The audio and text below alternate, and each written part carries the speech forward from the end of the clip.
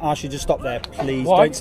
Don't say anything like that, please. Why? I'm trying to be reasonable with people, and I'm asking you not to say shoot people as a club. It begins quietly, a simple visit to a migrant hotel. But calm soon gives way to confrontation, as debates over immigration, free expression, and police authority ignite in the open. Locals, migrants, and officers find themselves caught in a rising storm. As tensions escalate, UK police weigh invoking Section 34 powers, a move that could decide how the night unfolds. This moment lays bare the deep divisions shaping modern Britain, where safety, policy, and public frustration collide without filter or restraint. Amid the noise, flashes of compassion, reason, and fury expose just how fragile real dialogue has become when power meets public resistance. Now, as everything reaches a breaking point, one question remains: will understanding prevail, or will control take hold? I'm here to capture it all, for truth, accountability, and transparency. If you believe in freedom and honesty, subscribe now and join a community that refuses to look away.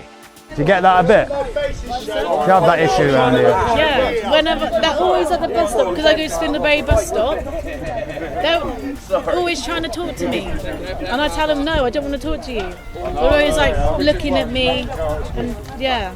Creepy, basically. Yeah, asking for my number and stuff. Yeah, my daughter, she's 18, she gets it in confront, she's got the baby with her and that. She's really pretty, like, 18-year-old girl, like, they all come up to her and Yeah. But I think what it is as well is for them, they think... They even stare at my mum as well. Yeah, two pulled up in a car last Saturday when I was going out, when I was at a bus stop. Two of them, and I just walked down to the other bus stop because they were like freaking me out. Yeah, that's what I mean. But I think as well, they see American movies, they turn up, they see a pretty white girl, and they've seen this in American movies, so then they're probably like, oh, and it's just dangerous in my eyes. Yeah, it is. I don't know how the police and the government... In their countries, their fucking women are covered up. Yeah. So when they come here and see you like that, it's like, whoa. To them, it's like, whoa. I don't know how the government can defend that. Yeah. What about? He's just said, because I said, would you let a migrant live in your house with you? He went, I have. You done that one? I've let him eat at the table with me, and they've all turned vegan with me. I told you he's a lefty. Yeah, I told him he's a lefty. He started laughing. No, yeah, exactly. No, and I 100% agree. Didn't you, officer? Oh, you are? Officer. Yeah. You said you've had a migrant at the Where are you table with you. We're a family. And we cook for them and they cook for us. I just believe that we should be helping people. We should be helping each other. Like I say, what's your name? First name. You don't. If you don't want to. He says that. I know it's being polite. No, that's fine. But as we've been saying, I just think it's just awful that they put you in a situation and it just winds people. You can keep it on if you want. It's not on. Right, listen. So obviously the understanding is obviously the population here is now growing. You know what I mean? So obviously it's full now. Obviously, perhaps if we never had a lame government, you know what I mean? You know, who's causing divide. And an ideology between everybody. Yeah, totally. You know what I mean? You know, and I'll stand here in front of everybody now, and I'll say, is Nigel Farage the answer? Probably fucking not, mate. No. You know what I mean? Because you know what's going to happen there. Because you know what he is? He's freaking skimming it. All the people who own these hotels, he probably knows them. He's got some backhands from them. And the issue you've got now, if he does get into power because he's brainwashed everybody, the people that have accepted it, and he doesn't deliver, it's going to cause an absolute. Oh yeah, he'll be drawn and quartered. Of course he will, and it'll be massive. Do you not think that? So my thing with it is, the illegal migration is not for me. My opinion is legal migration is the true issue. It's too high. It's a massive issue, and I think what's happening now is a natural instinct, tribalism starting to kick in. You're flooding the country too fast for you. I think we give human beings too much credit, man. We're very tribalist people, and we are violent in heritage. We've been peaceful in this country for 70 years, and I think there's tensions are starting to rise. Look what happened when we brought the Windrush and the Indians over. Racism, we had to years to deal with that and get rid of it because people are insured, right? I think, but now when you do the same thing's rising again because you're flooding that many people that quickly. No one's saying don't bring immigrants in, just slow the levels down. It's not about racism. Get on track with them. I said the same thing to you. The system is wrong. It is, yeah. And they should have built proper places like old army bases, old RAF bases, Yeah, but the problem is the left start trying to call it bloody concentration camps. That's a problem. No. We shouldn't build nothing for no one to come here. They shouldn't even be held here. What we need to do is we need to place turrets. Dude, please listen. I'll ask you to stop there, please. Why? Don't say anything like that, please. Why? I'm trying to be reasonable with people, and I'm trying to. And I'm being very reasonable. I'm asking you not to say shoot people as a club. No, I would. Please. You've just. Please. I was going to say shoot people. It was just putting them up there. When you start saying about turrets and stuff. If we stuck some turrets there, right, and we just shot in their direction, not at them, but like just close enough where like a few warning shots. Yeah, but that don't matter, does it? They'd turn around and go back. They wouldn't. They wouldn't. But the ocean's doing that. They're desperate. They're not desperate. The only thing they're desperate for is our benefits. Who's been in the army? Oh, my uncle's in the army, and he said my uncle's was 28 years in the army, and he said to me, I wouldn't be having so many coming in so quickly. It's dangerous. So when the countries I've been to, when I've seen what happens when there's divides and people just at each other's throats, this is what worries me. This is what does worry me, when we don't care about each other. Yeah, but we do care about people. We are compassionate. But do you think the entire world's our problem to solve? You're asking me to care about someone from foreign lands who had no care for me or my family when they entered here illegally. Yeah, but they do, though. No, they don't. I think generally people are inherently good. You're a good person. You're a good person. I just think we're all good people, and we just have to accept that and just try and make a better country. This is England. This is England. Britain is the best country in the world. No. Let's do this Britain stuff, because these people seem to think I'm British and they want to come here but to these make people a better think life. that once they get documents, they're British. They're not. They British. don't. They're not They British. They do. I've had interviews with them. They do. They can't. I've literally Yeah, had they're an not illegal allowed to. migrant stand there and tell me I'm British. Yeah, but they're not You're allowed British. to. You know, one of them sells illegal fags out of here. If you go onto Snapchat and click on the Snap Maps and you click right onto the thing, it takes you to every story of them. There's about 200 fags. I can't show you now because I've got no internet, but I'll Can you I got hotspot. show us and then we'll start. Also, we'll you're on about caring about people. Do you think if we all went and invaded their lands, they would care for us? Would they fuck? We'll go and invade Africa. Do you think they're going to care about us? Do you not think that little open up? What? I've got them all, babe. Mate, he is an ultimate lefty copper, he is. He's getting clipped and put He on. means well. He means well, yeah. but I still can't agree with that. You know what I mean? No, my thing is, yeah, everyone in the world suffers, but when does it not have to be our responsibility anymore as peoples? Like, the whole world isn't our responsibility. I'm sorry, it isn't. And it doesn't matter how many people we bring into this country, we are not going to solve this country's issues with them people's issues. Yeah, they'd be better off staying at home and solving their own issues. Oh look, we got a fake. You go on an SIA course, or were you just handed one? Oh, I handed it, man. They pay for it these days, bro. Don't be silly. When I did it 15 years ago, bro, they give you all the answers for the test when you're doing it. When I was doing the test, bro, it was the biggest farce I've ever been to in my life.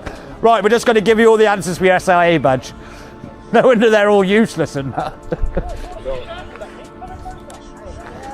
It's like, when you sat nav, if you keep using your sat nav, you never learn when you're going. That's what would have happened with their training. That's me. Yeah. Because they get given all the answers, they never learn it. Do you know what I mean? That's me, DP. I don't go anywhere without my sat nav, mate. I'd get lost. I would, honestly. I would get lost. But you'd be surprised if you took that sat nav away, how quickly, if you picked a map up, you'd figure it out. Oh, no way. Remember the old map, road map? Yeah. Imagine having to use one of them now. Right, it's really fresh, but it's carbon.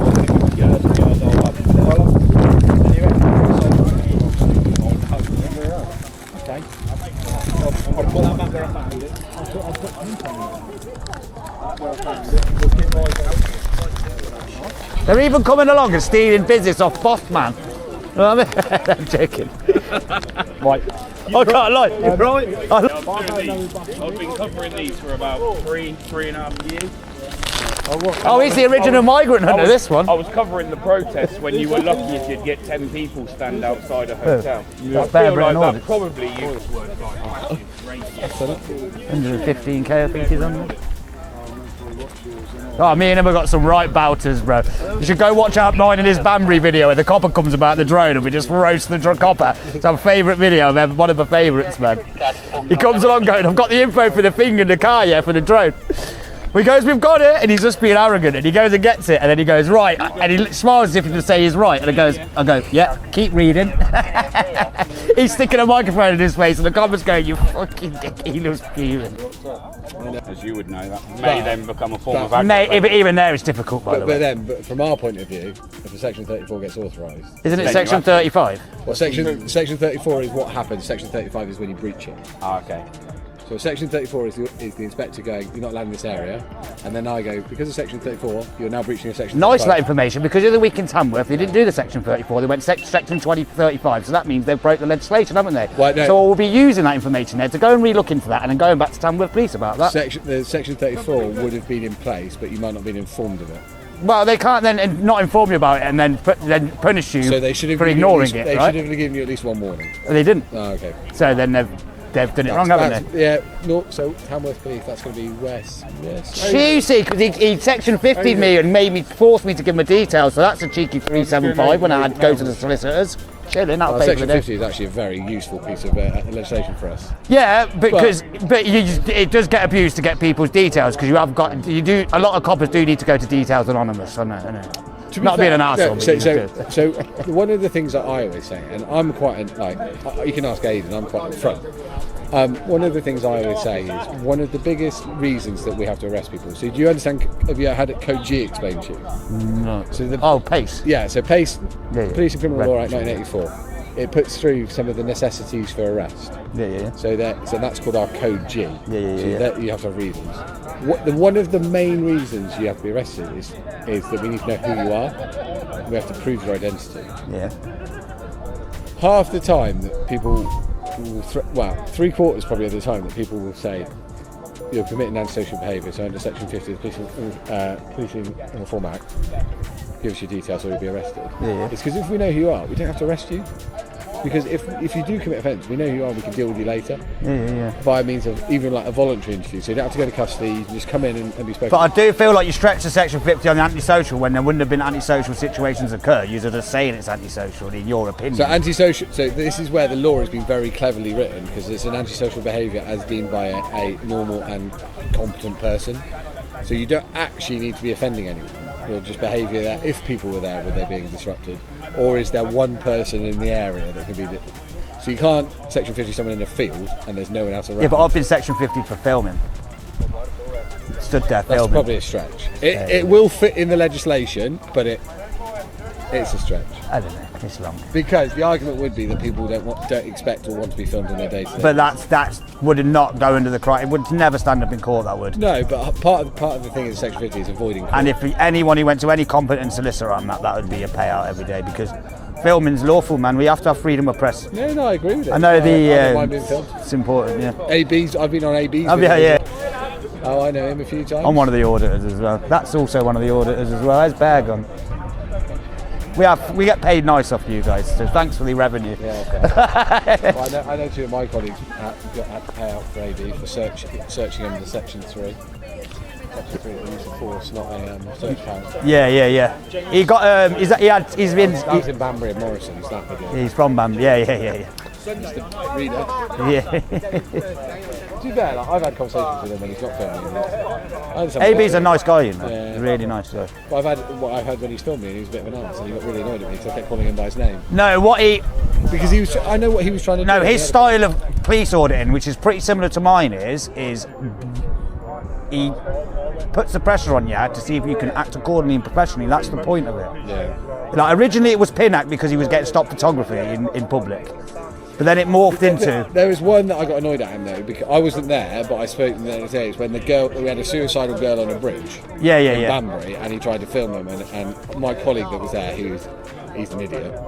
He was a bit of an idiot to read, but it was just like we were trying to deal with that. Yeah, but see, he probably would regret. A lot of us regret some of the things we've done and filmed in the past. Don't get it twisted, we do. We will sit there going, we shouldn't have done that. Early on, see, we ain't got no bosses when we're doing this content creating. We start our own channels. It's like a journey where it just goes, it just morphs, I don't know. We all make mistakes.